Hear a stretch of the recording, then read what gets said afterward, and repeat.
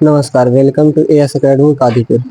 तो दोस्तों, आज हम देखेंगे कुछ परिभाषाएं, अन्य परिभाषाएं। इसके पिछली वीडियो में कुछ परिभाषाएं देखी थी, जैसे अंक क्या है, संख्या क्या है, सम संख्या क्या है, विषम संख्या क्या है, भाज्य संख्या क्या है, अभाज्य संख्या क्या है, सहभाज्य संख्या क्या है।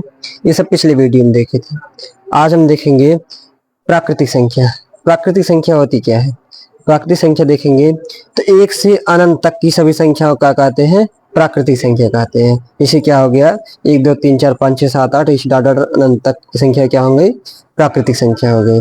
और पूर्ण संख्या क्या हो गया, अगला देखेंगे क्या, पूर्ण संख्या। पूर्ण संख्या क्या होता है कि 0 से अनंत तक की सभी संख्या क्या होती है, पूर्ण संख्या होती है। इसी क्या हो गया, शून्य तथा सभी प्राकृतिक संख्या है, चाहे इसे बोलो चाहे बोलो। 0 से अनंत तक की सभी संख्या क्या होती है, पूर्ण संख्या होती है। इसी क्या हो गया, 0 1 2 3 4 5 6 7 8 9 अनंत तक की संख्या क्या हो गई, पूर्ण संख्या हो गई। ठीक ना।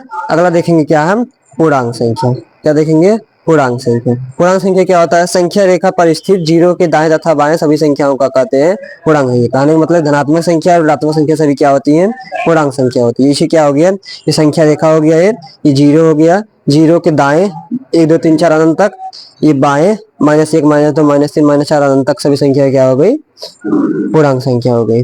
ठीक। अगला हम देखेंगे क्या, परिमेय संख्या। क्या देखेंगे, परिमेय संख्या। परिमेय संख्या क्या होता है, ऐसी संख्या जिसे p बटा q के रूप में क्या कर सके, लिख सके, इसे क्या कहते हैं, परिमेय संख्या कहते हैं। और परिमेय संख्या क्या कंडीशन होता है, q not equal to 0, q not equal to 0 तथा क्या है, p व q क्या है, सहभाज्य संख्या है। सहभाज्य संख्या मतलब क्या हो गया, कहने मतलब p व q में कुछ भी कॉमन ना हो, ये क्या हो गया आपका सहभाज्य संख्या हो गया। ठीक है ना। इसे क्या हो गया आपका 5/2, 5/2 में कुछ कॉमन है, नहीं कॉमन है, 1 के अलावा कुछ भी कॉमन नहीं। ठीक है ना। 7/4, 7/4 8/5 मतलब डाटा कुछ भी कर दो आप, क्या हो गया, ये परिमेय संख्या हो गया। ठीक है ना। इसे p बटा q के रूप में लिख सके।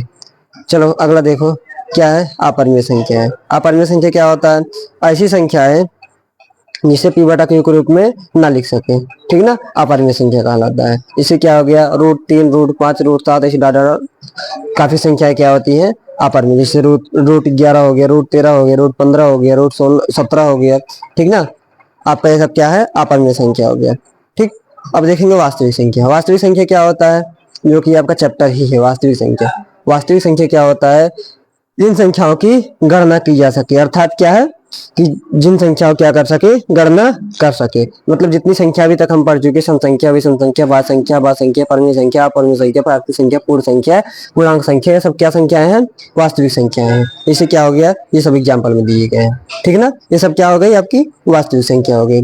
चलो हम देखेंगे ऐसी संख्या जिनकी गणना न की जा सकते, मतलब केवल कल्पना की जा सकती है, इसे क्या कहते हैं, काल्पनिक संख्या कहते हैं। ठीक है ना। जैसे क्या हो गया आपका -√3 -√4 -√16, ये सब क्या हो गया, रूट के अंदर माइनस में। रूट के अंदर माइनस का मतलब क्या हो गया, रूट अगर √4 होता है यहाँ पे, तो √4 को बाहर निकालते 2 हो जाता है।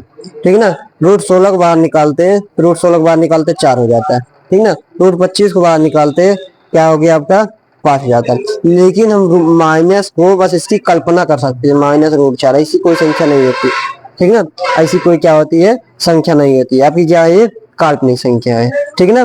फिर अब हम देखेंगे आपका क्लास 10 का चैप्टर। कौन चैप्टर आपको देखेंगे, वास्तविक संख्या है।